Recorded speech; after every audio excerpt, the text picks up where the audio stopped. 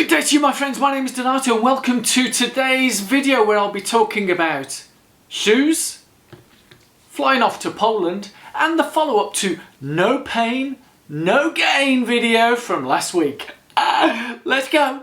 Oh yes, my friends, what can I say? What can I say following on from that last video of the No Pain, No Gain? What can I say but wow! Wow! Wow! Ow!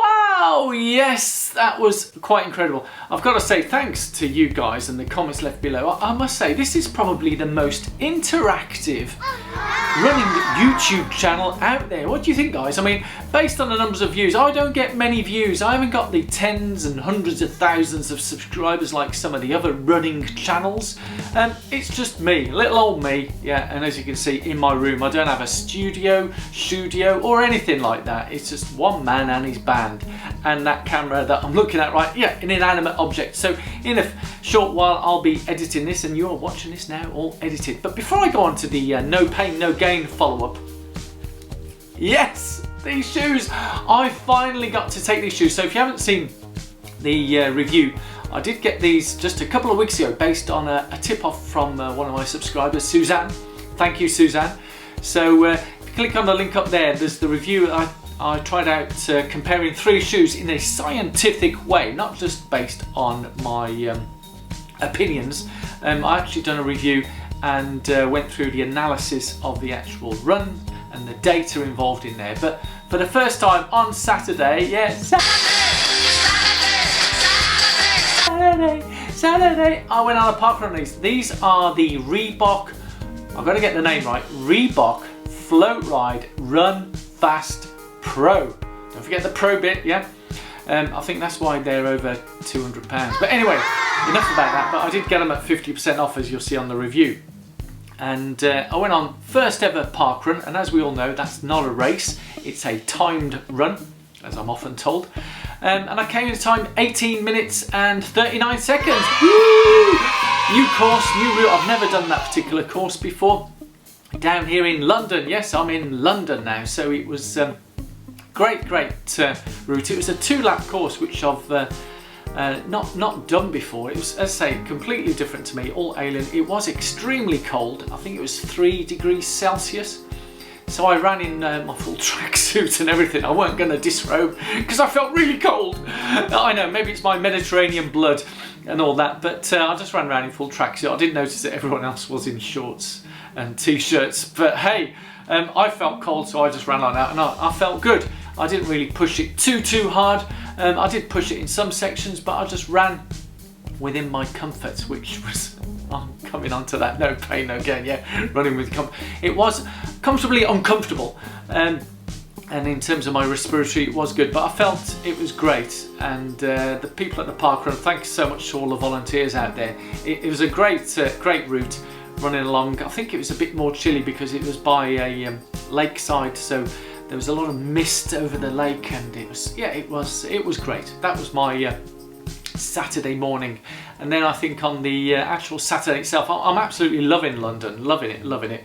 I've not shared a lot with you guys on this channel, but maybe I'll show some pictures. I did go to the Lord Mayor's, the City of London, because there's a different, I won't go into the details because that'll be a whole vlog in itself about the Lord Mayors of London, but there's a section called the City of London, the Square Mile, and there's a Lord Mayor there, and they had his show, Lord Mayor show, and there's lots of people marching up and down the streets. That was good fun. But yeah, so that was London, and obviously coming this weekend, the next video I'll be pre-recording it because coming up this weekend I'll be going over to Poland. Yes, Poland! I can't wait. And I'll be taking part. I'll be going over with none other than Rich Bays 187, another YouTuber. Who made a great offer. I couldn't resist the offer, so I'm heading over to Poland, a city called Gdansk. I'm going over to Gdansk for the half marathon, so this will be my first ever half marathon overseas, so I'm quite excited about that, and I can't wait to get over there. I don't know what to expect. I've been doing some training. I haven't done any specific half marathon training. I've just been carrying on doing base training, so it'd be good to see how I get on, or what the times are. So obviously the times on my parkrun was a bit of an indicator, and yeah, so hopefully over in Gdansk we'll be heading over with Wizz Air. I mean, the name of the airline itself, I've never heard of it, but yeah, I'll be heading down to London Gatwick Airport and flying over to Gdansk, so can't wait for that. And obviously I'll be filming it for you guys for your enjoyment. I don't know what I'll be filming, the journey itself and the race and all that kind of stuff, and my target is to go out and race it, but there's a lot of dependencies, as a lot of you guys have said on this channel. And I think I've got to come up with a word that you're all smart runners, yeah, and smart as in intelligent as well. But I've also got an acronym for that, and I'll tell you that acronym another time. But a lot of smart guys, where you know it depends on the day, right up to the point where you get to the start line, and you know having goals and all that kind of stuff really goes out of the window, because you don't know, we don't know what the weather may be like, we don't know what the conditions are.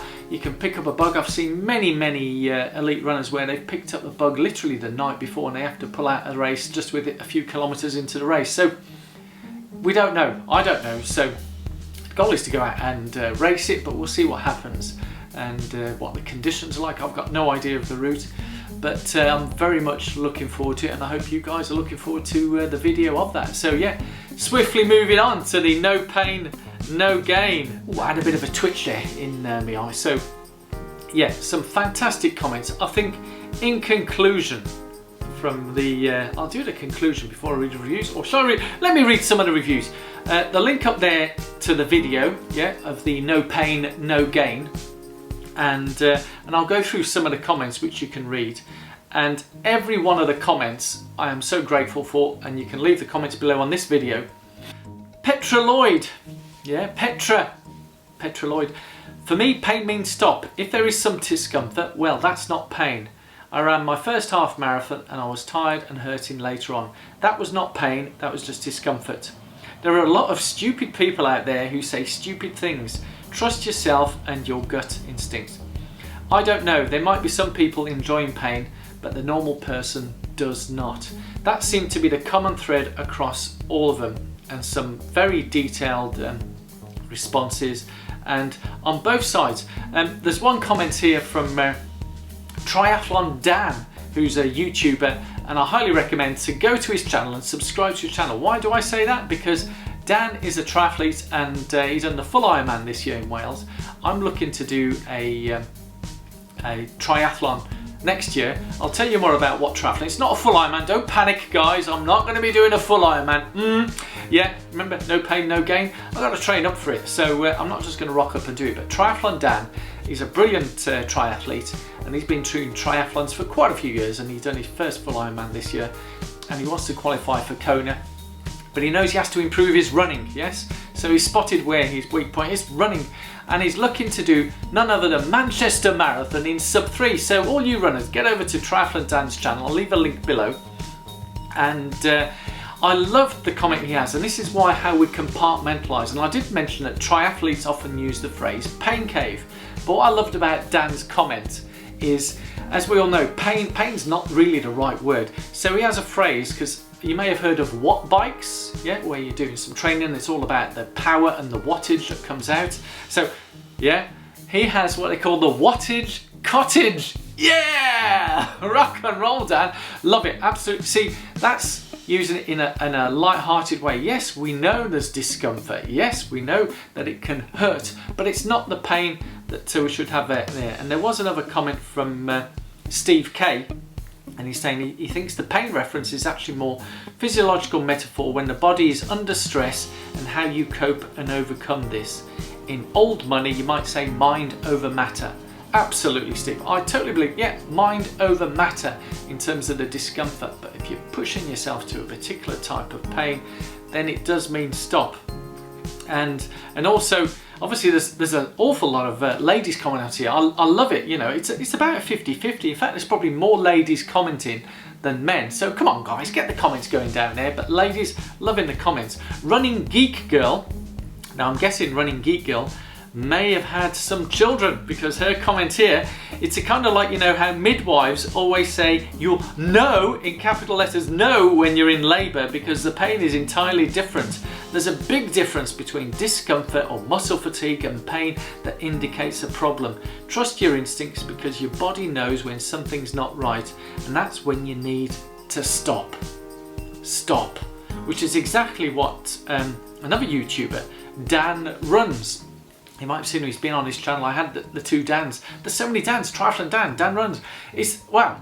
Anyway, Dan, common theme there. So Dan was on a training run, and again, I can understand, and I think Dan does touch on it. When you're in a race, there might be some different scenarios where you may need to push that little bit through the pain. But when it comes to training, and he's saying here a number of weeks back he felt pain that he'd not felt before in his knee, and it was clear to me that it wasn't fatigued muscles or the same feeling you might get at 24 miles in a marathon.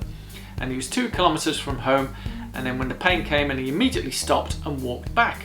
Walking was felt uncomfortable, and clearly the two experiences just a moments apart were on different scales of pain. So he knew he had to stop, so whilst it still hurt while he was walking, made the right choice. Well done, Dan, and thank you for sharing that. Suzanne Lebert has got some great comments here, and as you may know, Suzanne is an elite athlete and was winning marathons in her younger days. She's now in her mid-50s and still running over 90% age grade in, you know, 5Ks, 10Ks, half marathons, super athlete. And she's saying that Petra is correct. Pain is used incorrectly to mean discomfort. I would describe injury pain entirely different than racing or training pain, which is really just pushing yourself to a high level of effort, bracket discomfort. Some runners I know cannot bring themselves to override the central governor of the brain and push harder into discomfort. Others can.